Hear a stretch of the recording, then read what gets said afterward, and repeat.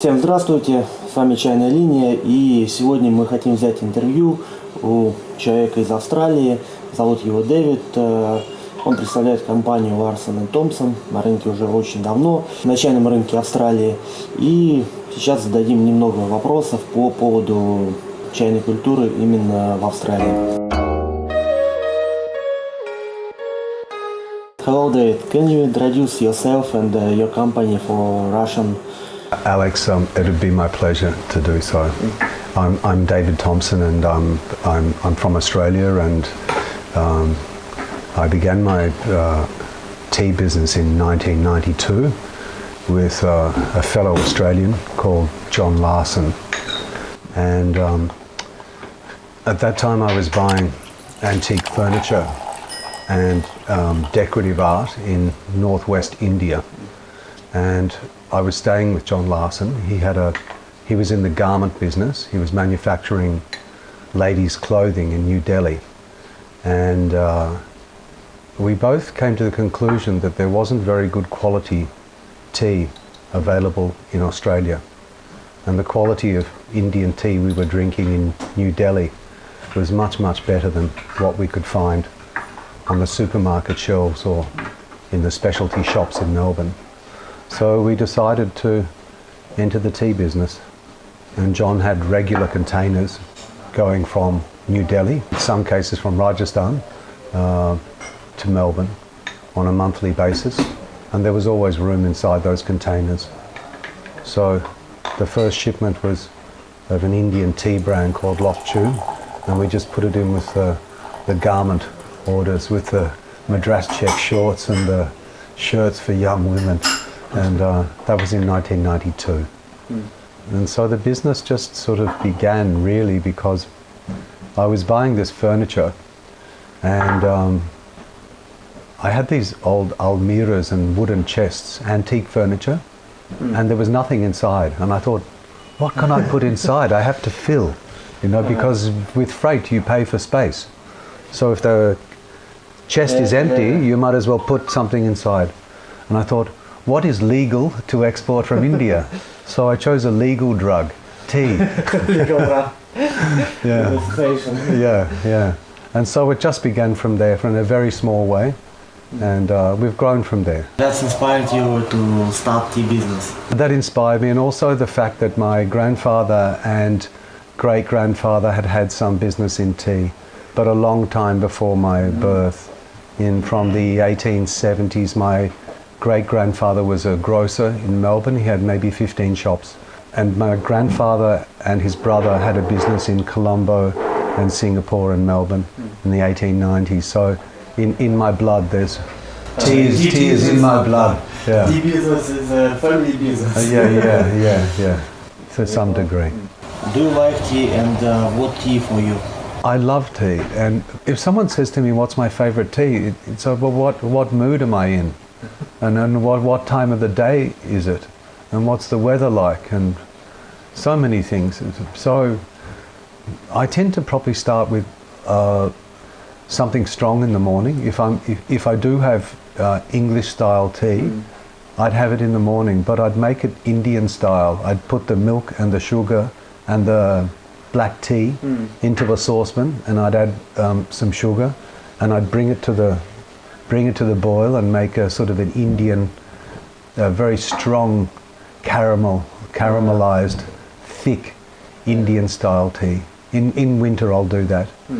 In summer I'll never have milk or soy. I'll always have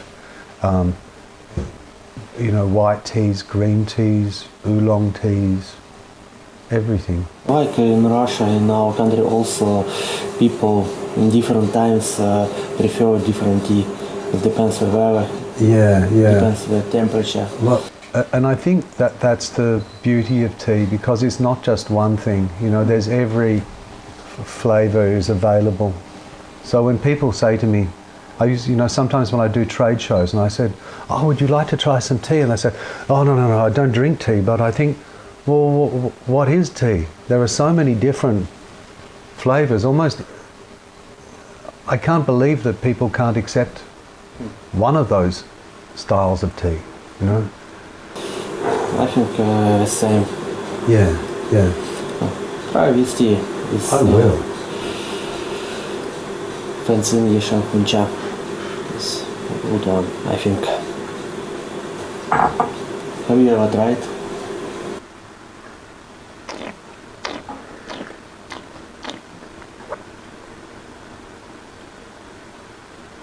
It's got a beautiful colour and a very long palate with some sort of high notes.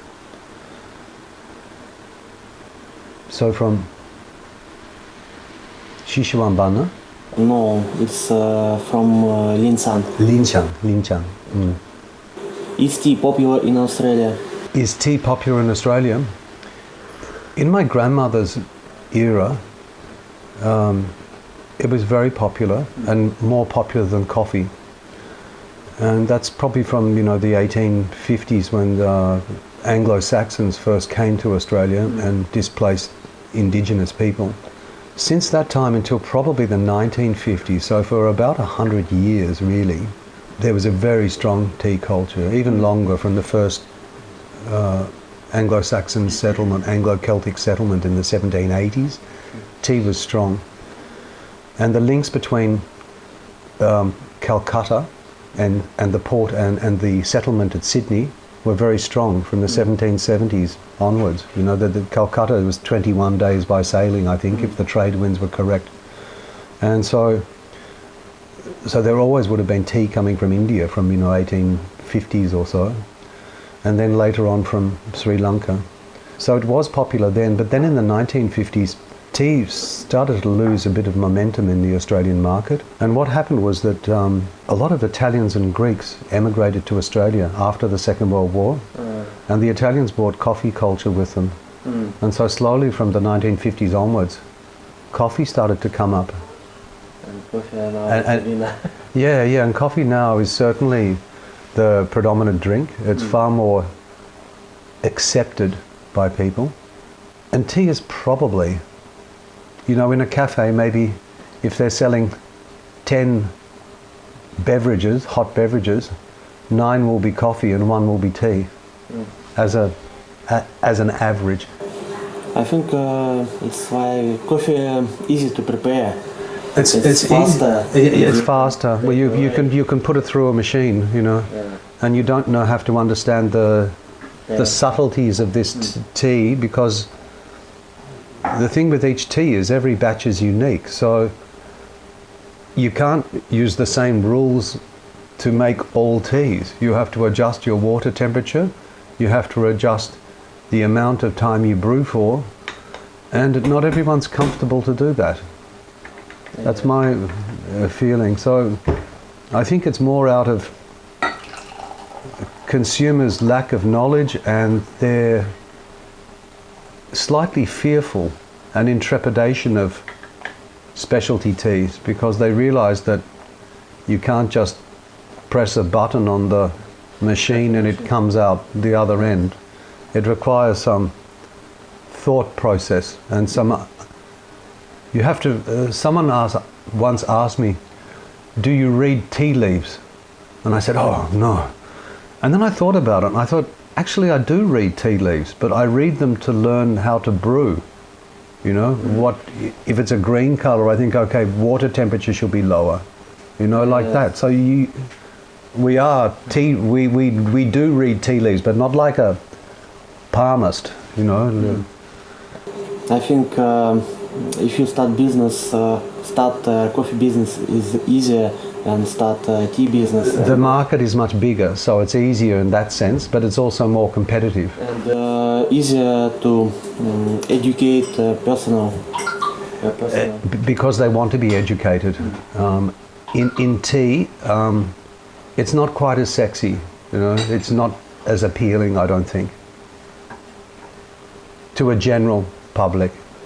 And what's the tea is most popular in Australia now? Probably the tea that I buy from my dear Indian supplier, Ajay. But what in the West we call English breakfast. Why you call it English breakfast when you're in Melbourne, I don't understand. It makes no sense. It's actually Indian breakfast, really. Indo-Melbourne breakfast. So it's a black tea, and it's best with milk. It's designed to take milk, and it's a strong tea from the best growing season in Assam, in the northeast of India. I think it's why because it's called English tea because England start tea business on India. In India, many yes, years ago, that's and, true. There are some indigenous tea plants in India, but predominantly the whole setup of those tea gardens in Darjeeling, Assam, Kangra, Nilgiris, all of that was planted out by people from the United Kingdom. How many people in Australia know Chinese tea? There are a lot of Chinese in Australia now. I'm not exactly sure what the total population of Chinese would be, but native Chinese speakers, of course, would understand Chinese tea to a much better degree than people of my ethnic heritage. In terms of how many know tea, it depends by how well you know. Most people know a tea bag, 80% of all tea sold in Australia or possibly even the world is in tea bag form, which is a very sad statistic when, the beauty of something like this, and then people hide it in this paper bag with this little rat's tail hanging out the side of the cup, and very ordinary teas. And for me, tea from the tea bags is like a cola. Exactly. Or it's like very poor quality cask wine. It just has no personality. It's just a neutral cup. Yes, it's tea, but it's tea without personality. How many tea stores, tea house in Australia? Are there tea clubs maybe? Tea stall houses and tea stores, there's a fairly limited number. There was a bit of a rise a few years ago, but as much as Australians like to see themselves as being international and sophisticated, I just don't think the market was quite ready for them.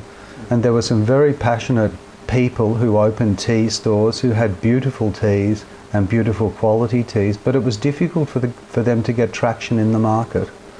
And I think one of the greatest difficulties in Australia is the rental, because the property market has been up until recently has been in a very strong positive phase. The rents became almost to the point where it was difficult to actually afford the overheads of the rental overheads of running the shop plus the labour charges and end up with a profit at the end of it.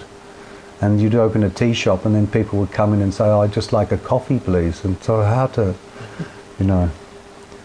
But there are lots of tea clubs.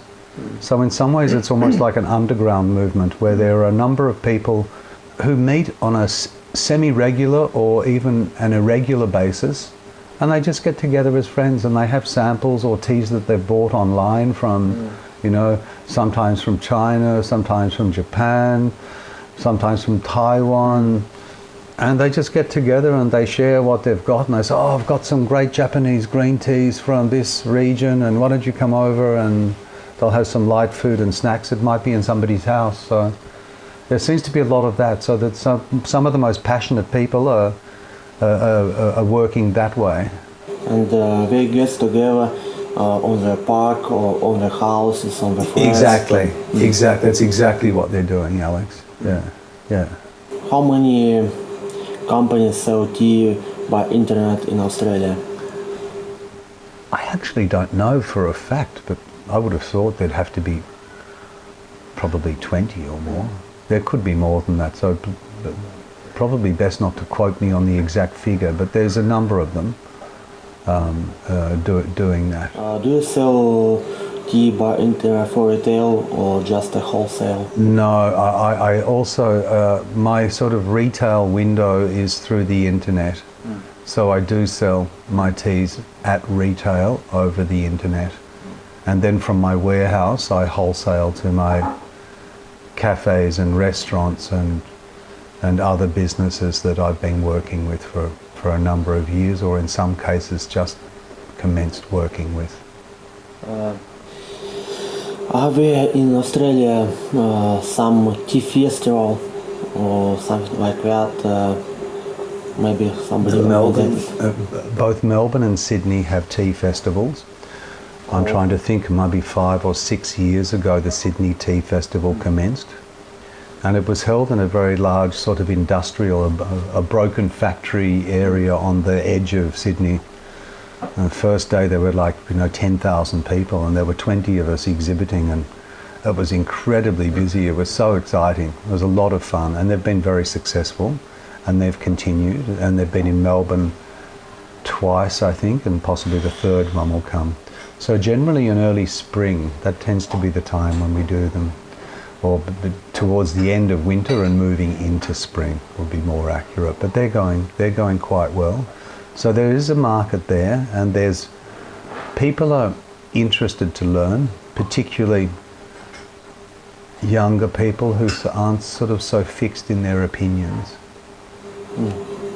And how often tea festival organized?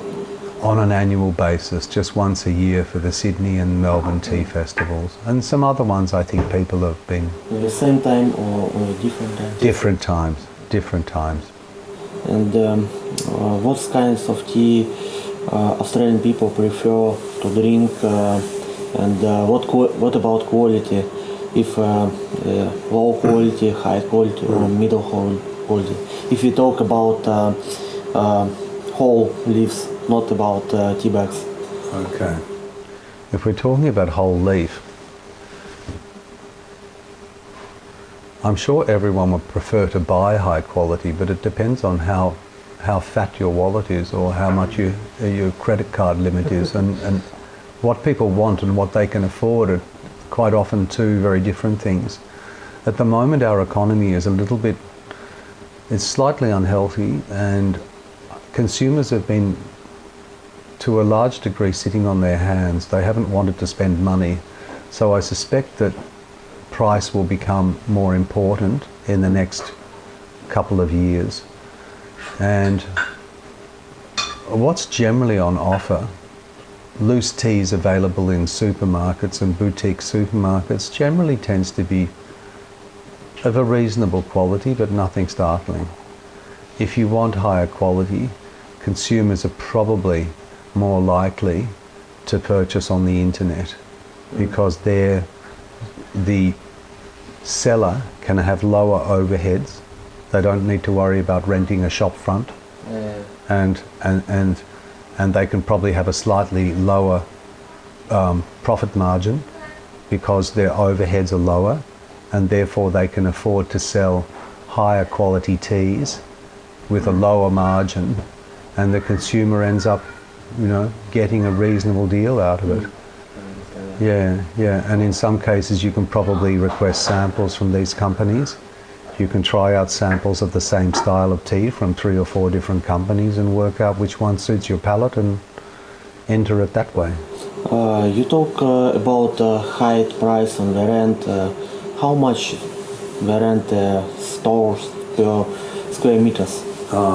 Square meters I don't know, because I've been wholesaling for so long. I have no idea of what they're charging, but I would have thought in some of the retail shopping strips in Melbourne, for a shop maybe the land size of the shop is 180 meters or something, but the shop itself might only be maybe 100 meters, and you could be looking maybe on 2 levels, but really the ground level is the only one you can sell from. So you're sort of looking at 50 meters. You might be paying $1,000 per meter per. Let's talk in US dollars, because it's probably easier for your viewers to understand. Maybe $50,000 a year, 50 to 100,000 US dollars a year. That's a lot of cups of tea. It's a hell of a lot. This is a wonderful tea, Alex. Thanks for that.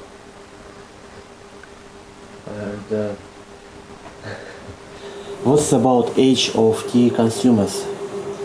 If we talk about good tea, olive tea. It sort of varies, you know. It's hard to put a finger on, but I'd say there's probably more interest from people younger than me, and particularly people in their 30s. Pu'er has sort of become a tea nerd's choice. There's a lot of guys drinking raw pu'er. That seems to be sort of a geek tea. Yeah, there's just a lot of interest and a lot of people who are looking into it pretty carefully in terms of regions, and they're travelling. And then these are quite often these are people who don't have a tea business, but they're going to these tea growing areas just because they've got a passion for tea, and they're really interested to learn about the different styles of tea coming from, you know, say for example Japan, or going to Taiwan and learning about the different growing regions in Taiwan, and just getting a very good understanding on the growing regions. In some ways, having a tea business limits you. You know, like I'm so busy running just to keep stock, and I'm very jealous of the time that these guys have to spend just for pleasure. And you know, when you do something for work, for your business, and I'm sure you find the same thing, you don't have time to enjoy as much because you're too busy making sure that you've got that tea and it's being shipped and it's going to arrive at your store in time before you run out of stock. Whereas these guys are just traveling around, they're enjoying, they're really enjoying, it's fabulous. Yeah. I just wish there was more of that. But I think, you know, with social mediums, I think so many people you know, can be connected through mediums like Instagram and others, that there are so many people sharing knowledge about tea, and these are the consumers that you and I sell to, but they're talking amongst themselves and working out what they like, and they're sharing brewing ideas and ideas for tea brewing, all of that sort of thing, which I think is really healthy. You know, I saw that there was a tea festival in Berlin earlier this year, you know, so there's things happening everywhere, you know, which is, the world's a small place now, you know, you can move very easily and very affordably. And you and I are a perfect example of that. Cheers, let's drink to that. And tea make international friendship. Yeah, exactly. And what's about tea fields, tea factories in Australia? Do you grow a tea? Do you have a tea garden? There's no indigenous tea in Australia, but there are several instances of tea being grown in Australia. I think when the British first stole tea seeds from China in the 1850s, they didn't just try growing them in India. They also sent seeds to the south of India, to the Nilgiris. Some of those tea seeds were sent to Sri Lanka, I think, and some of them ended up in Australia, in Queensland. I'm not sure how successful the Australian plants were at that time, but nevertheless, there is tea grown in Queensland, in the north. I'm from Melbourne, in the southeast of Australia, but in Queensland, a northern state, on the eastern seaboard where the Great Barrier Reef is, an incredibly beautiful part of our country.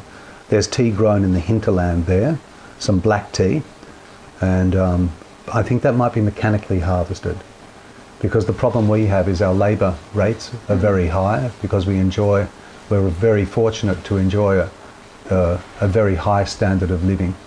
So it's just not economic to have people plucking tea leaves by hand. So they tend to shear or mechanically harvest. So you end up with probably more of a commodity tea, which is more suited for a lower priced supermarket variety. But there are some boutique growers of Japanese teas also in Queensland, and also in the state of Victoria. The Japanese company began tea gardens about more than 20 years ago, and those are processed about 2 or 3 hours north of Melbourne, I think more than 90% of their tea production is exported to Japan and turned into tea soft drinks, you know, like tea drinks and things. But I buy some of that shincha from them. And the area where they're growing is our alpine area. It's not like the mountains in Europe. They're small mountains. We're a very old continent. But they're clean green teas, and they're flavoury. They're really good. But I don't think there'll ever be a huge tea industry in Australia simply because of this labour issue. And also probably lack of knowledge about manufacture. Does Chinese tea start more popular from year to year? Yeah, definitely. There's a definite increase, but it's only a small number of people who are driving this increase in knowledge of Chinese tea. And I think it's mainly they're just doing a lot of research on there's a huge amount of information and misinformation available on the internet. But if people look through things carefully, they can get a very good idea of the styles of Chinese tea, or some of the styles of Chinese tea that are available. And I think that's certainly driving it to a degree.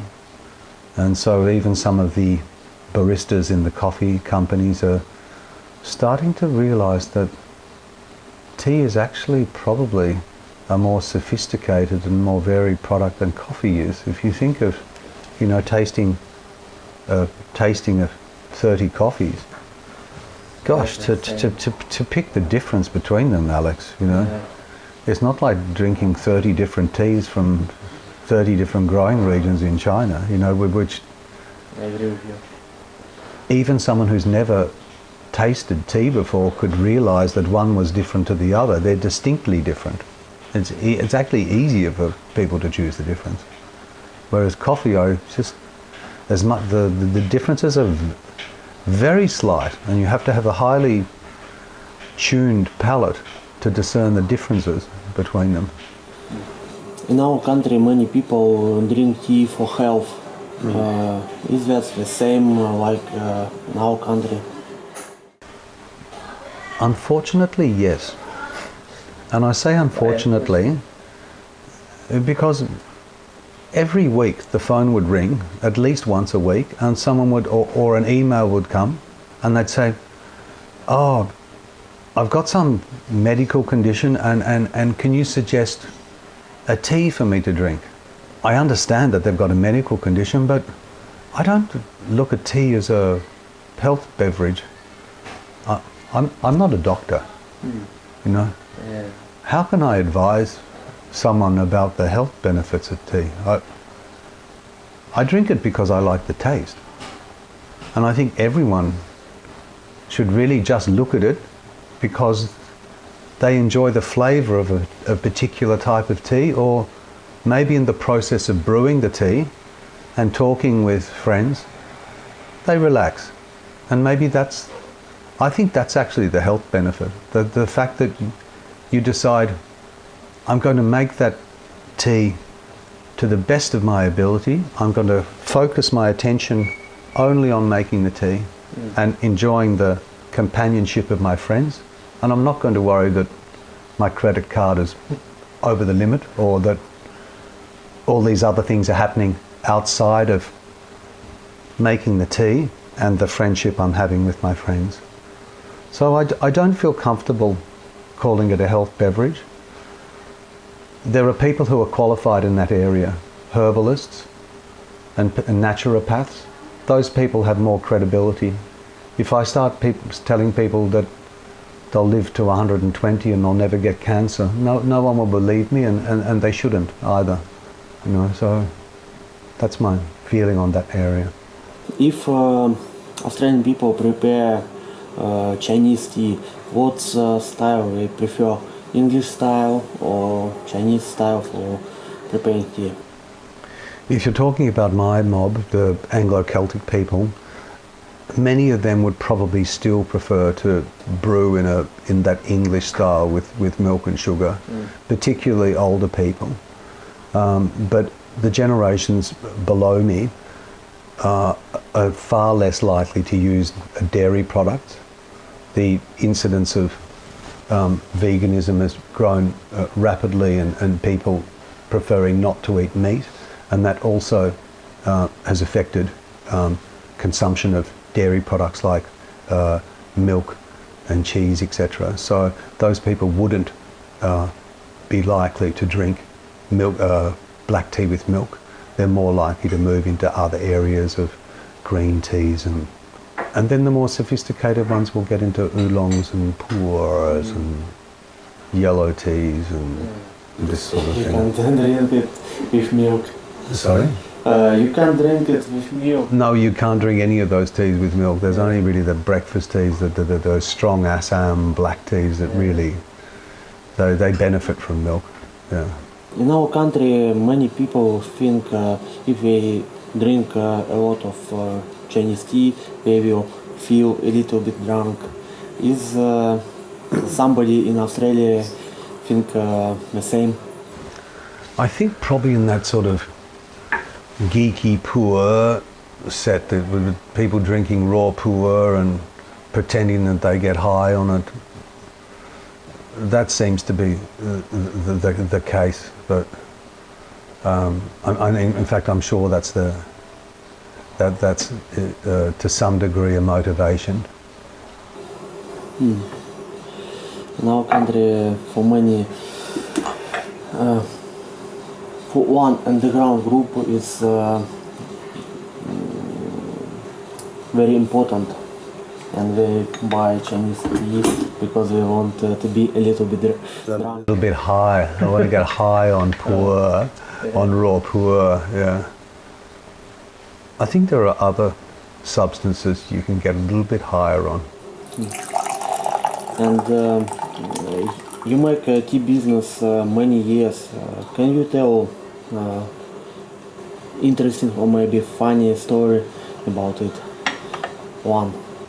I've got lots of funny stories, but one of them that springs to mind is not so much a funny story, but it just shocked me because it was so different to my experience in suburban Melbourne.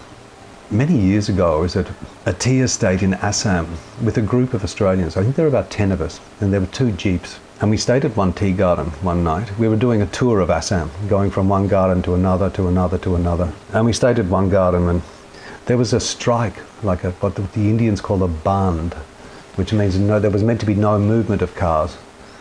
And we thought, no, we're moving. And then the manager says, look, it'll be okay. And Assam has some law and order situation, so it's a little bit, not uncommon on these tea gardens for them to have security guards with semi-automatic weapons. To see a semi-automatic weapon in Australia is very rare. Maybe you'll see them.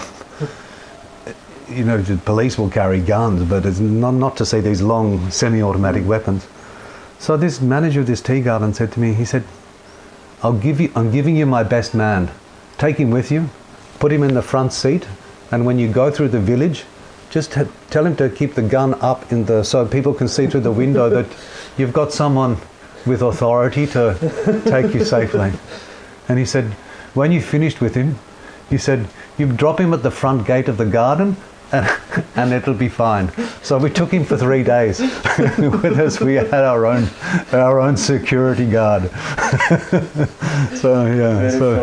I was shocked. And there were some women in the group, and they were trembling, And he had one eye. He might have had some coloured lenses. One eye was blue and one eye was green, and he had a big smile. He was a really happy chap. It was good, and he loved coming away with us. That was a lot of fun. What do you think about China, about China culture, about China history? Do you like it? Before I commenced business in tea and also business in general in terms of buying antiques, I studied archaeology and fine arts at university. So that's my academic background. And then I started business after that. And so I've always been really interested in history because I'm a firm believer that you can't go forward unless you know where you've come from. One of the great beauties of tea for me is that through the front door of tea, I've learnt about the back door history of India, of China, of all these countries that I buy in. One, I really enjoy that because then I get a better understanding of each country that I'm working in. And I love that aspect of tea. And China's the birthplace of tea. 5,000 years of tea. What do I know about tea, Alex? I've only been in tea since 1992. I know nothing. Nothing. Yeah. And the longer I'm in the industry, the more humble I become because I realise how insignificant I am in the history of tea. And it's a good thing. You just realise how little you know and how much more there is to learn. Last questions. What do you think about Russia? I think that I'd like to visit you in Russia, Alex, because I haven't yet been to your country. And like China, you're a massive country. You have a very long and complex history, which I don't really know much about. And through tea in Russia, I'm sure I could learn more about your culture. And I'd love to come and look at some of your famous museums and your beautiful countryside, and look at some of those fantastic churches that I've seen on your Weixin moments. I'd love to have a look at some of those Russian Orthodox churches and that architecture, that onion-shaped dome, and I'm fascinated and I'm looking forward to it. Okay, we will wait you on Russia. Yeah, You're welcome. yeah. Oh, thanks so much. Thank you. No, thanks for the opportunity. I really appreciate it. Thank you.